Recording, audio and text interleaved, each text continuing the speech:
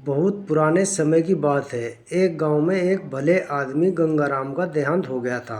तो जैसे ही उस आदमी के परिवार वाले उसकी अर्थी को शमशान ले जाने लगे, तभी अचानक एक मोटे ताजे सेठ ने उस अर्थी का एक पांव पकड़ लिया और बोला कि मरने वाले इस गंगाराम से मैं 2 लाख रुपए कर्जा मांगता हूँ।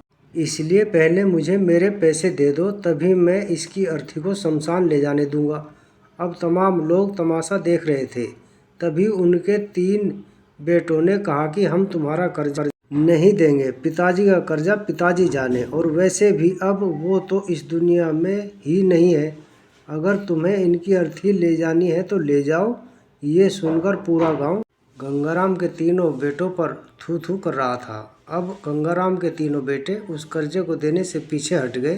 तभी गंगाराम के भाइयों ने भी कह दिया कि जब बेटे कर्जा नहीं दे सकते तो हम क्यों किसी का कर्जा भरें। अब गंगाराम की अर्थी को वहां रुके हुए बहुत देर हो गई थी। तभी ये बात गंगाराम की इकलौती बेटी तक पहुंच गई।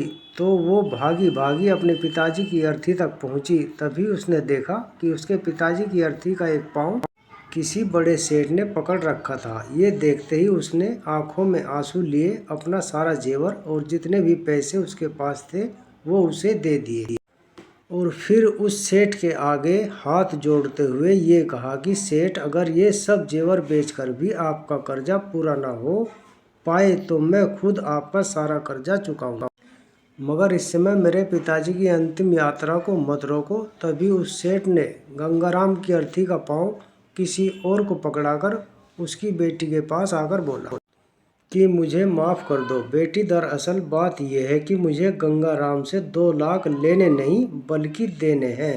गंगाराम ने 3 साल पहले मेरी कुछ मजबूरी पड़ने पर अपनी एक ज़मीन बेचकर मुझे ये 2 लाख रुपए दिए थे, और वो तो इतना भला आदमी था कि मुझसे 1 रुपया भी ब्याज नहीं लिया। और आज जब मैं गंगाराम के रुपए लौटाने आया हूँ तो मुझे खबर मिली कि उनका तो देहांत हो गया। इसलिए मैं बड़ी ही सोच में पड़ गया था कि अब ये रुपए मैं किसको दूँ। इसलिए मैंने ये खेल खेला ताकि गंगाराम जी के ये 2 लाख रुपए घर के एक ऐसे सदस्य के पास जाए जो वाकई में उनको प्यार और उनकी इज्जत करता हो।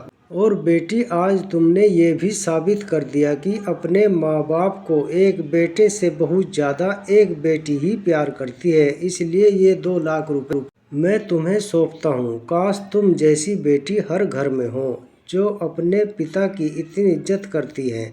ये सब देखकर गंगाराम के बेटे और भाई का सिर शर्म से नीचे झुक गया। वाकई में दोस्तों, ये बात तो एकदम सच है कि एक माता पिता को बेटे से ज़्यादा बेटी ही प्यार और उनकी इज्जत करती है।